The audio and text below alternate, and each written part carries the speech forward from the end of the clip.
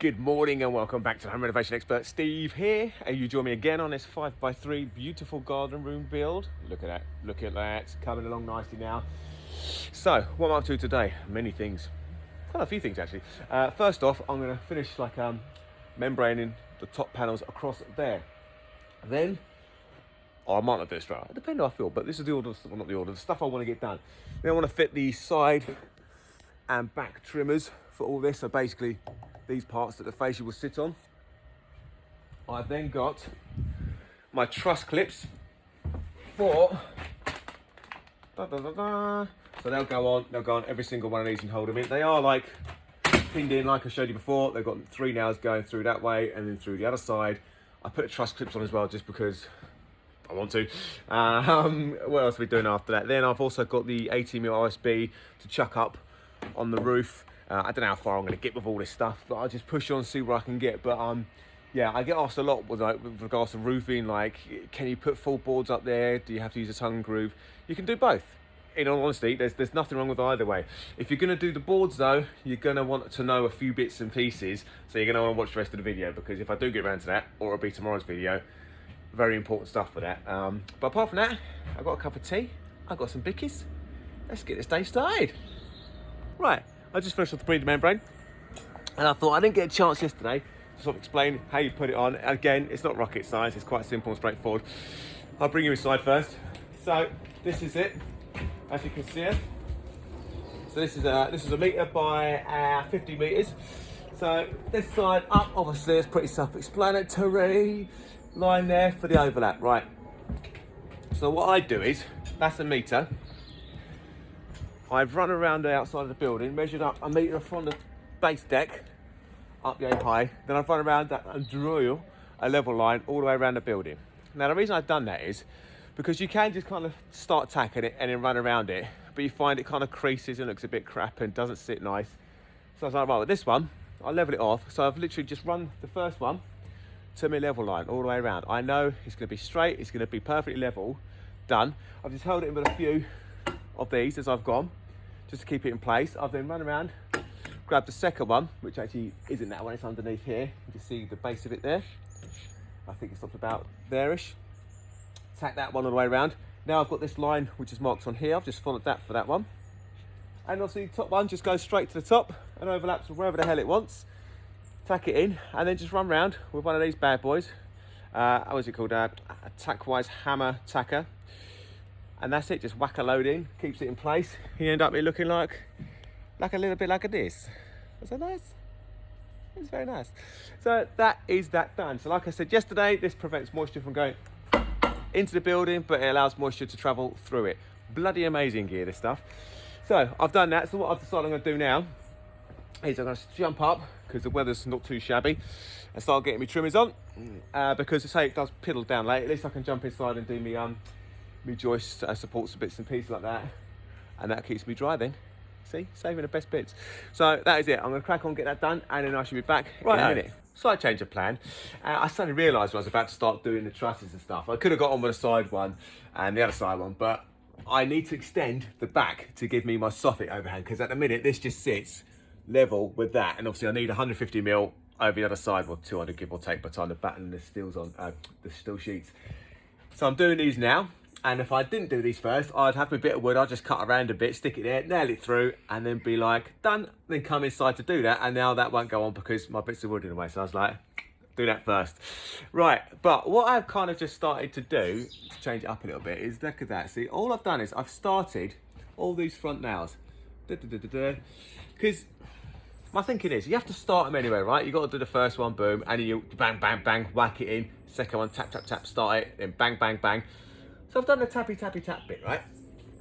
But then I'm thinking I'm getting more bang for my buck now, because now that they're sort of sticking out, and which one am I going to do?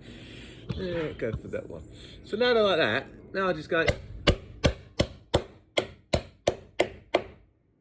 that was 6 for less hitting, surely. So I'll do that again. So.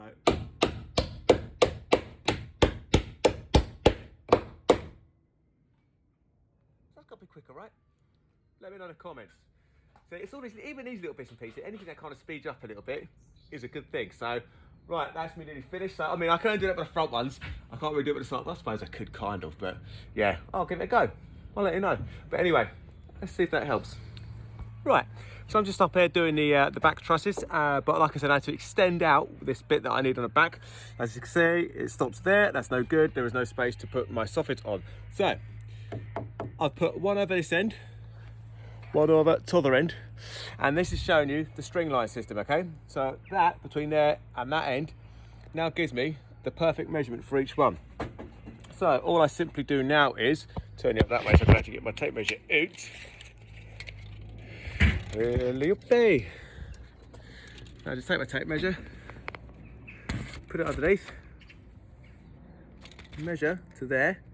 I know roughly if I cut one that's about 10, and then once I've got that, I can then put it here and just slide it so it butts up against here, and that is it done. I know that all these are going to run absolutely spot on perfectly, and we do like a bit of that.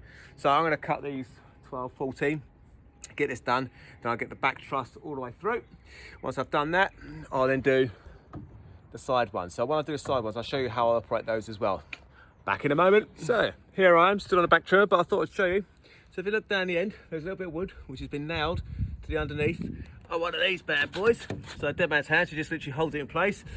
I then take this 3.6mm length, gently place it onto that. That's holding that end. Now I'm free and breezy to hold this end, get it lined up beautifully, and shoot 3 nails in, and that is it secured. Now I've just got to run around, stick 3 nails in every joist, and that's the back one done. Nice views around here. So the trimmers are now all done. They're now all in and finished. Looking very, very, very nice. So now I've got a board up here just so I can like wheel around a bit. Makes it a bit more comfortable up here if I'm being honest. I'm now going to take this plane. I'm going to sort of check this out. Look at that.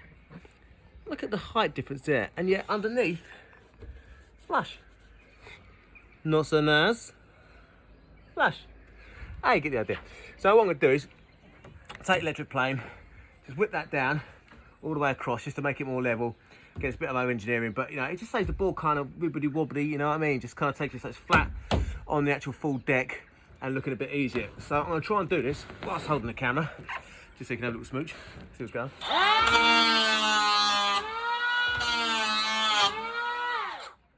A little bit more.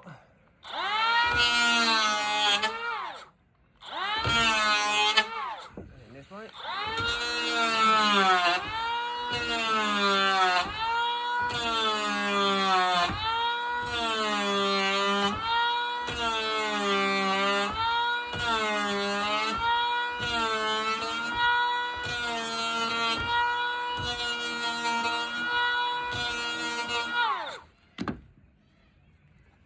That is a lot better now. It just helps take that deviation out. So what I'm going to do is, I'm going to run around, do that for any in the centre that are going to need it. Same at the ends where it meets the trims, and then that is it. I'll start chucking some boards up here, and I'll show you how to board your roof. Right, so you know that I have to build these things on my own. I occasionally have help, but majority of the time I'm on my Jack Jones.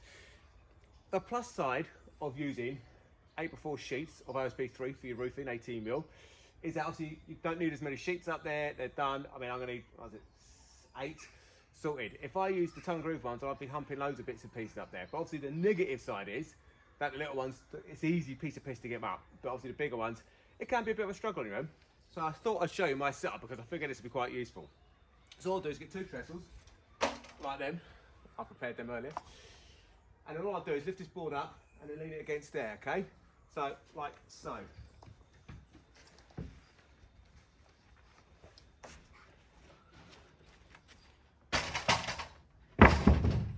Right, halfway up already, piece of cake. So they're doing the legwork for me. And the audio may cut out here.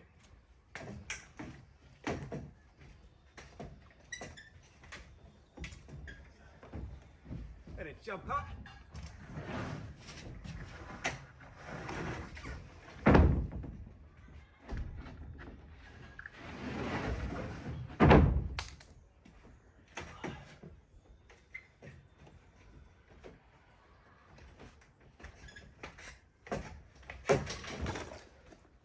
How complicated was that?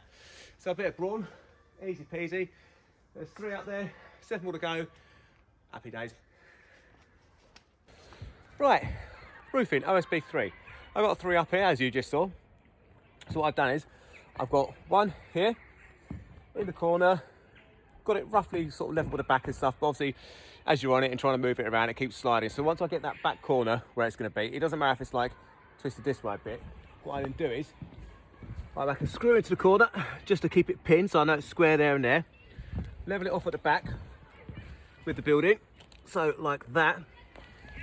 Then I check over this side. I'm not saying it's a square building, but that's pretty spot on, isn't it? So I now know that that one's perfectly square. What I then do is grab the second one, butt it up to this one, and then this one over here, I measure halfway through, get me mark so it sits roughly through the centre. So I've got it butted up here nice and tight, and I just double check, butt this one up tight. So this one's tight up to here, and it's tight up to that one. So I've just been walking on it, kicked it over too. And I just run round and make sure again that this line is following, okay? So I now know that that is absolutely bloody gorgeous. Perfectly flush all throughout, going through. So what I'll do is, no, I'm not going to fit it yet, which is what he's going to thought. What I'm now going to do is get this one out the way. Now, because I'm not using tongue and groove, if I was using tongue and groove, you just put the boards down, do exactly the same thing, so just push them onto each other to make sure you're going to run level and across nice. Glue the joints and then fix it. But because this isn't tongue and groove, where these boards are hovering over nothingness, they can flex and move. I mean, obviously this isn't fixed down yet, it's over exaggerating it, but you get the idea. So what I'll do is get the fest tool, mark through the centre joist here, do the same down the other end, chop through here, cut this bit off. Now this board finishes halfway on here. This one will get dragged across, butt up against it, and then it gets fixed. And also I'll just chop off the other end when it's onto the nearest roof joist, wherever that sits. So that way every joint going through this length is sat on a joist. Now obviously you've got gaps here, but that's fine because that's why you've got 400 noggins, so that's plenty of a hold on it. So that is essentially what you do. So I'm going to jump down, get the fest tool, get a rail, cut that one, butt that one up. I'll then, before I fix these though, even once I've cut that, I'm still going to get this board, put it down so that when I secure these two, they're tight up against that one, all right? Now, one of the tips I said this morning that's very, very important when you're using OSB, again, because it's not a tongue and groove just butt tight, you're done. When it comes to these ones though, what I'll do is get a 3mm spacer, and then there'll be, not that size gap, I'll put a 3mm gap between these at every joint, okay? You need to do that to allow it to expand and contract. I mean, even though it's like, you know, nailed in, the whole building can still move, and that just gives it the ability to do it.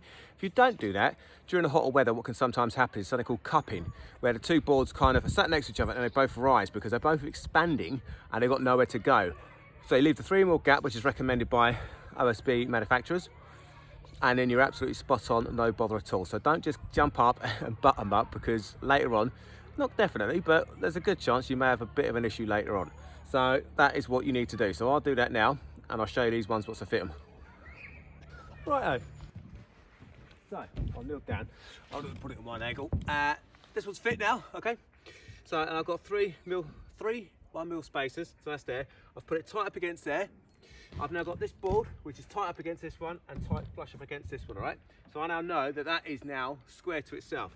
So what I should do is grab my nail gun, and I'm using 63mm nails for this,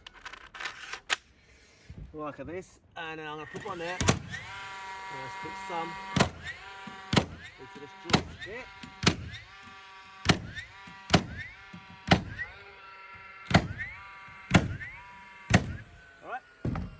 So that's now secured that in like that. Another good idea is if you see any that you think, oh, that's not quite gone below the surface, give them a welt now while they're fresh in your head, because obviously you don't want them poking up and putting a hole in your EDPM. I mean, EDPM is bloody tough old gear, but you know, if you know they're done, they're done. So what I'll do now is slide this one up. I'll then mark off joist on here.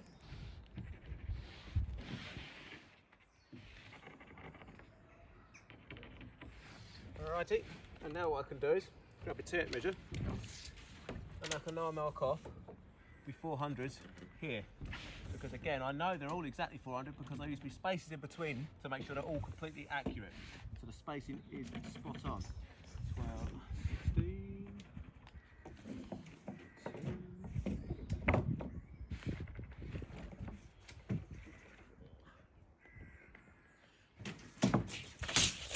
And like I said yesterday, if you're going to have trouble seeing the marks because OSB is a bit sort of busy, so trying to find your marks sometimes is a bit of a pain, just give me a little circle to help you find it. Then what I'm going to grab from over here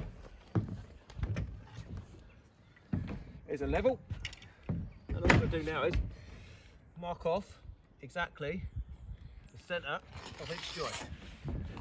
So now when I'm firing my pins, I know exactly where to follow.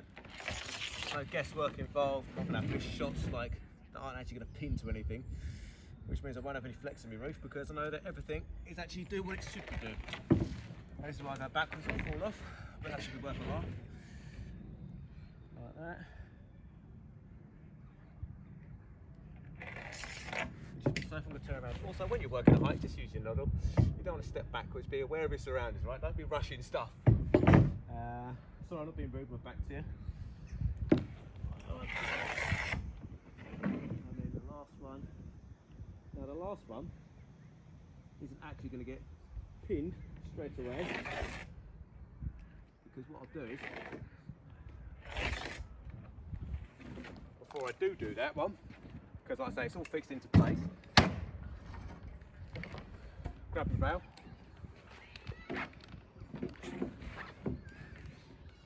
place it on my marks,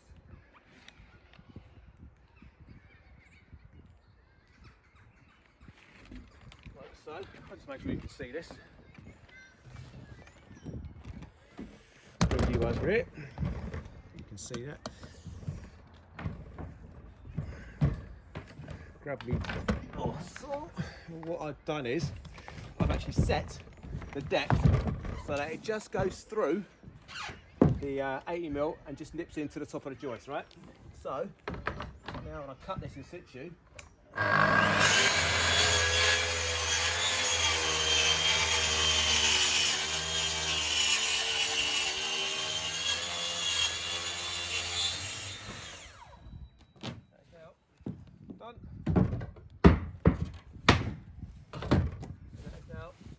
that joist, happy days. So when I cut the next one, it's going to be a square piece that's even, and that is basically it when it comes to doing a roof. Always making sure you're leaving your gaps. Let's make sure it's still recording. Always leave your 3mm gaps. So now when I put this board against these ones, I'll put my spaces in between, and that is basically it. Now what I will do is I will utilise my boards as sufficiently as possible, so I won't put this one straight to the centre. I'll quickly work out what's going to give me the most amount of boards to use from my the amount I've got on me, and then that's exactly what I'll do, so you don't want to get any waste. But I will not put this joint there again, so I won't keep this one going all the way through and this line going all the way through. You want to overlap, all right? You're going to want at least one joist overlap, hopefully two, because again it just makes sure everything stays square and true.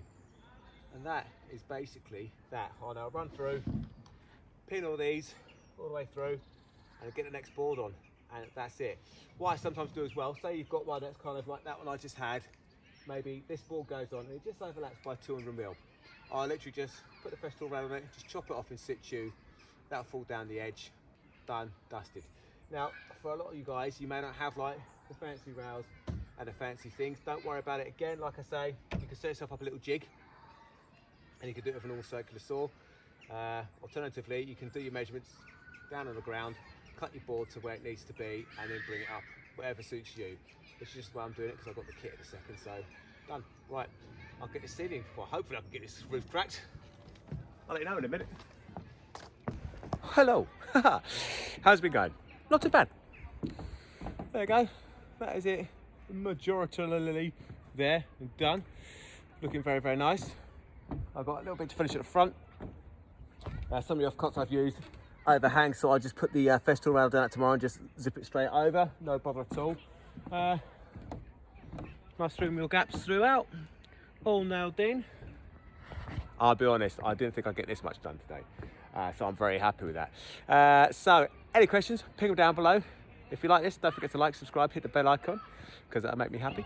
And tune in tomorrow where I'll finish this bad boy and then crack up with a few other bits and pieces which I think you might find interesting. So I'll see you tomorrow.